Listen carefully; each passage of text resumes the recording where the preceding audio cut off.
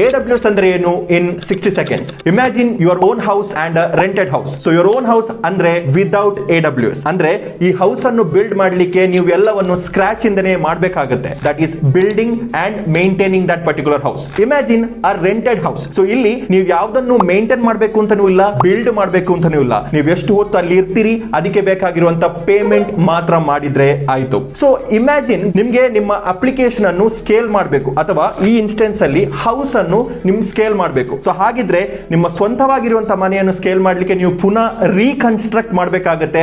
ಆದ್ರೆ ರೆಂಟೆಡ್ ಹೌಸಿಗೆ ಹೋಗ್ಬೇಕು ಅಂತಿದ್ರೆ ನಿಮ್ಗೆ ಇನ್ನೊಂದು ರೆಂಟೆಡ್ ಹೌಸಿಗೆ ಹೋದ್ರೆ ಸಾಕು. ಸೊ ಇದನ್ನು ನೀವು ಬಿಸ್ನೆಸ್ ಗೆ ಕನ್ವರ್ಟ್ ಮಾಡೋದು ಅಂತಿದ್ರು ನೀವು ಇನ್ಫ್ರಾಸ್ಟ್ರಕ್ಚರ್, ಸ್ಕೇಲಬಿಲಿಟಿ ಹಾಗೂ ಮೇಂಟೈನಬಿಲಿಟಿ ಬಗ್ಗೆ ಯಾವುದೇ ರೀತಿಯಾಗಿರುವಂತ ವರಿ ಮಾಡಬೇಕು ಅಂತಿಲ್ಲ. ಇದನ್ನು AWS ನಿಮ್ಗೆ ನೋಡ್ಕೊಳ್ಳುತ್ತೆ. ನೀವು ಜಸ್ಟ್ ನಿಮ್ಮ ಬಿಸ್ನೆಸ್ ಅನ್ನು ಇಂಪ್ರೂವ್ ಮಾಡಿಸಿಕೊಂಡು ಹೋದ್ರೆ ಸಾಕು. ಸೊ ಇನ್ನಷ್ಟು ಈ ರೀತಿಯಾಗಿರುವಂತಹ ಮಾಹಿತಿ ಬೇಕು ಅಂತಿದ್ರೆ ದಯಮಾಡಿ ಮೈಕ್ರೋ ಡಿಗ್ರಿ ಅನ್ನು ಫಾಲೋ ಮಾಡಿ.